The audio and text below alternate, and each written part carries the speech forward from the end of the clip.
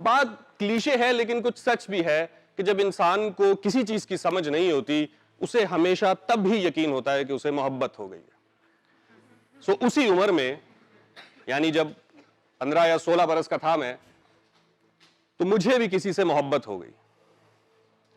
वो मेरी क्लास में पढ़ती थी।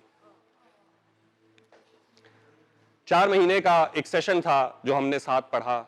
मैं उसे रोज देखता था, पढ़ती तो वो थी, मैं तो देखने आता था घर से फीस लेके। अपने आप को देख के मुझे यकीन था मुझे नहीं मिलेगी। सो मुझे कोई ख्वाहिश, कोई तमन्ना, कॉन्फिडेंस कुछ भी नहीं था। मुझे बस ये था कि एक बार जाके बताना है कि तुम अच्छी लगती हो, बस। पर 4 महीने इसकी भी हिम्मत ना हुई। फिर सोचा चलो कोई नहीं, अगले सेशन में बता देंगे। अगला सेशन उसने किया ही नहीं। वो एकेडमी छोड़ के चली गई। हम फिर भी जाते रहे कि शायद मिल जाए। उसके बाद नहीं मिली वो।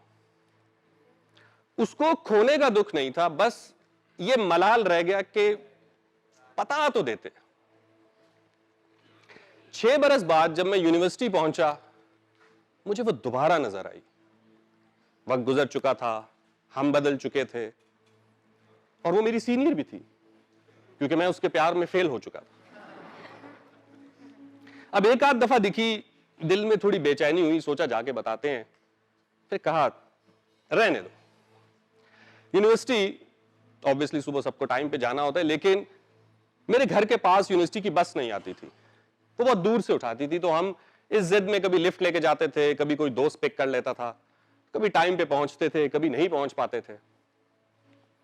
वापसी अलबत्ता जब मैं आता तो मैं यूनिवर्सिटी की बस में आता, और यूनिवर्सिटी की बस में एक बंदा बैठा होता जिससे मुझे शदीद चिढ़ होती थी, क्योंकि वो वापसी पे सारे रास्ते ये कह रहा होता था कि जब हर रूट की बस लोगों को घर घर उतार रही है, हम क्यों नहीं, हमें तहरीक चलानी चाहिए।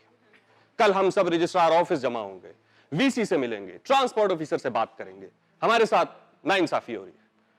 मैं रोज उसको देखता, मैं कहता अभी जाने देना यार, थोड़ा सा टाइम है, क्यों बोर करता है।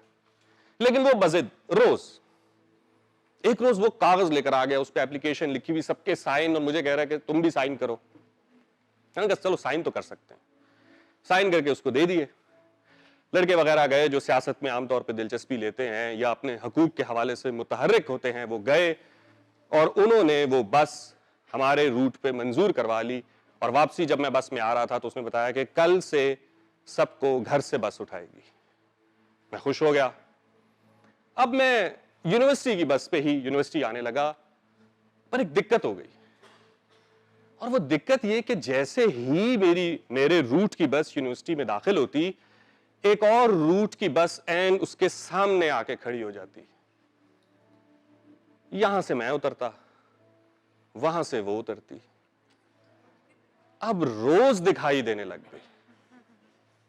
अब रोज तो दिल बेचैन लेके आप नहीं फिर सकते, अब तो कहना ही पड़ेगा, पर वक्त गुजर चुका है।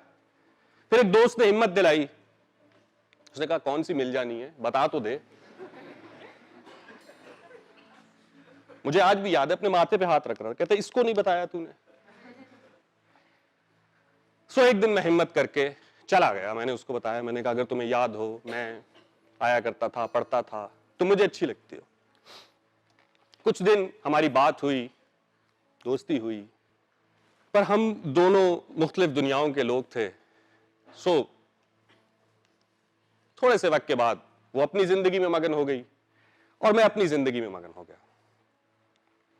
मुझे उसके जाने का दुख नहीं है, बल्कि मुझे इस चीज की खुशी है कि कम से कम मेरे दिल में मलाल तो नहीं है ना, मैंने उसको कह तो दिया।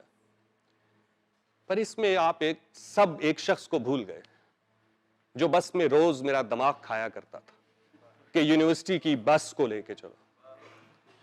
आज अगर वो मुझे मिले तो मैं कहूंगा कि मैं तुम्हारा दिल से शुक्रिया अदा करना चाहता हूं कि तुम्हारी वजह से कम आज मुझे वो मलाल नहीं है।